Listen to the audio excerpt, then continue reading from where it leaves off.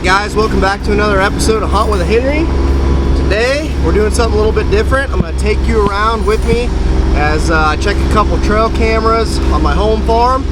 Kind of show you guys a little bit of who I am and why I am so obsessed with hunting and mostly whitetails.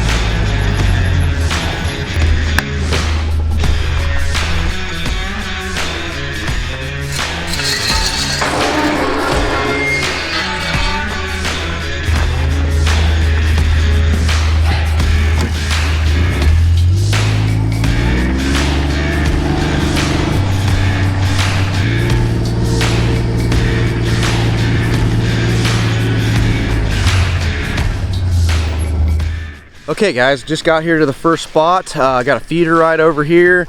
This is going to be a food plot this year.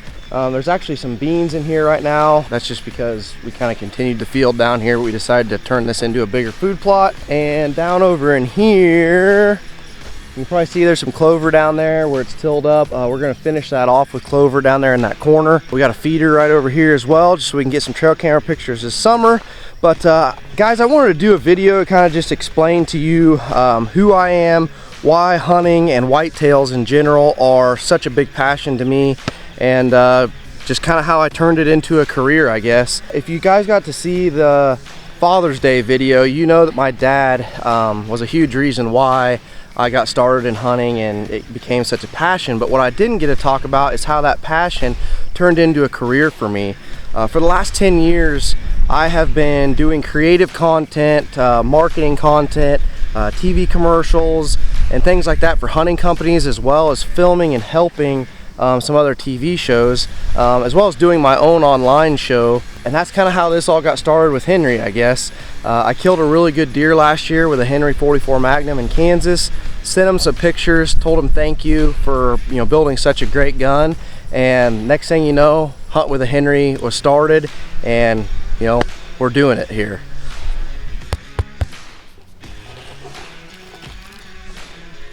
Okay guys, so I just checked this feeder. The deer have ate it down about halfway, so I'm going to put a couple more bags in here. They're really hitting this Big and J cube over here as well. This is kind of a new location for me this year. It's in our creek on our home farm. I kind of thought, what better way to kind of show you guys who I am, how I got started in hunting, than the place it all started right here on my home farm. My grandparents actually live over here. This is where I grew up hunting with my dad. We've got about 300 acres here right on the state line. We're in Nebraska right now, but down here towards the other end of the farm, where I'll take you here in a little bit, we'll kind of be right on the state line and partly in Kansas as well. We live right here on the state line. My house actually sits about 150, 200 yards from the state line, so it's kind of a cool area. We can hunt two states right here, and it's really awesome. But I don't have a trail camera on this tree over here yet. I really wanted to get one here because we have some really good bucks growing up here in this creek. It's summer, they're putting on the big velvet antlers, and we are definitely excited. So I'm gonna grab a trail camera, put it on this tree, get it set up on this feeder. We're gonna see what's here.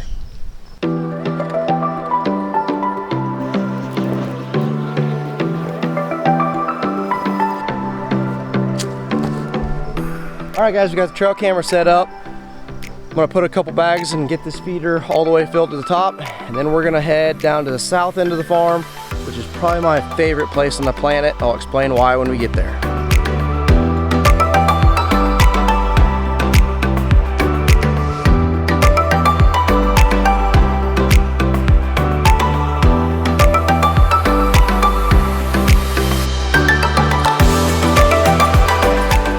Okay guys, made it down here to the second spot. Got another feeder right here.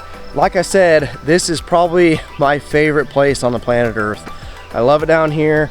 I killed my very first deer ever back in this timber in Kansas when I was, gosh, I don't even know, somewhere between 6 and 8 years old, sitting on my dad's lap back here. I was fortunate enough, this was a food plot, guys. I guess I'll tell you first, we have had a ton of flooding here. The Republican River sits right back here, and we've had a lot of flooding. It actually almost got in my house. We had to sandbag my house about a week ago. As you can see, there's hardly anything left of this food plot. It's just dirt out here. There was water from the river for a couple hundred yards, well, more than that, probably 300 or 400 yards out into this field. Not a good deal, but it's all receded now. There's not a ton of rain in the forecast, so hopefully we'll get lucky and it'll just stay nice and dry for a little while. But we're gonna put a food plot in here. We're gonna put a fall plot. Got a blind back here. I've actually got another blind over here that I need to get rid of, but we got a new one set up right here on a 10-foot tower.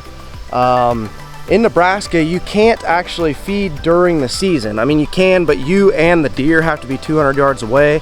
So what I do here, what's really nice about these feeders, you can just slide them right off these posts when you're done. So I'll feed here during the summer, and then we'll pull this feeder when it gets close to season and get it out of here and just rely on the food plot and the ag fields around.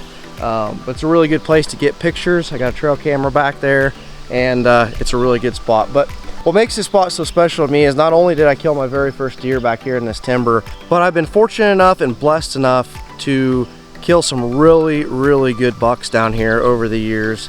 Out here in this field alone, I've been able to kill a deer that we called Big 9. I killed a deer with a muzzleloader we called the Big 10. Right back here in the timber, I killed an 8.5-year-old deer we called Touchdown several years ago, back in 2012. Oh gosh, it's been 2 years now, I guess.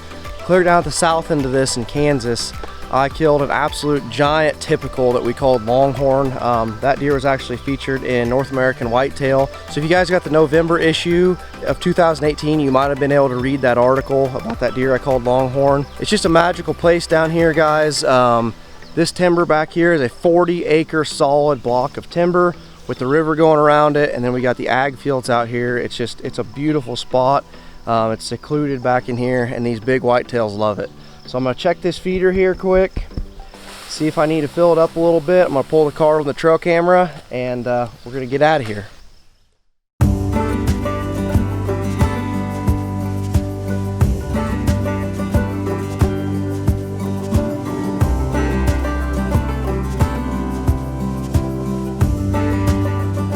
Okay guys, so it's been a few days since you saw me last. Up here in the office today at my house. I wanted to show you some of the deer that we got on the trail camera down there in that first spot, in the new spot I talked about that's in the creek there on our home farm. I'll pull them up here. We've got 3 really good looking bucks in there right now. Here's one of them, and I'll put these photos up on the screen so you guys can see them. This is one of the first ones in there. He's a real cool looking buck. He's a mainframe 9-pointer with some extra trash. Just a real cool looking deer. And then this deer here is definitely the one that I'm most excited about this year as far as Nebraska goes. The reason is I got a little bit of history with him. I've seen him for a couple years. Last year, he actually messed up this side. He got in a fight and broke his pedicle, and that's why it grew the way that it did. But he's got a huge 8-point sight on this side with a couple stickers off of it. Just a super cool looking buck. I kind of like unique deer, so he's definitely top of my list right now for Nebraska as far as maturity and just really cool looking deer. I've got a few different pictures of him. And we got this really awesome 8 in here too. I got some really good daylight pictures of him. As you can see, they're in here liking the feed. But he comes in, this is just a real solid, good Nebraska 8-pointer. Really pretty frame on him, pretty wide, long beams. Just a really good looking buck. So we've got 3 good looking prospects in Nebraska so far up there on that area of the farm, and then on the south end where I was at second, I haven't pulled that card yet, but we do have a couple really good bucks down there too. This picture's from quite a while ago at that feeder site. Really good looking 10-pointer. He still has a lot to grow in this picture, but heavy mass, gonna be a great looking deer. And then there's a real nice 8-pointer down there as well. And then also this deer right here probably is my second most excited about. He's right up there too with that crazy looking deer. Obviously he's got a lot to grow right here, but I call this deer TD2. The reason I call him that is because he has the same genetics and looks very similar to the deer that I killed back in 2012 that I call Touchdown. He's a really neat looking buck. He's not quite as big as Touchdown was, He's got that same big, wide frame and long brow tines. So we've definitely got some good looking deer this year on my home farm. I'm excited to get down in Kansas to those farms and check some different cameras as well. I think it's going to be a good year. So I hope you guys enjoyed this episode of Hunt with a Henry. We definitely enjoyed bringing it to you.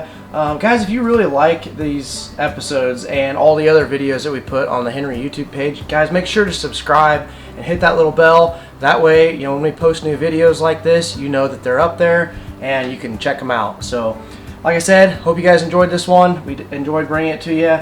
God bless, and remember, it's not made in America. It's not going to be made at all.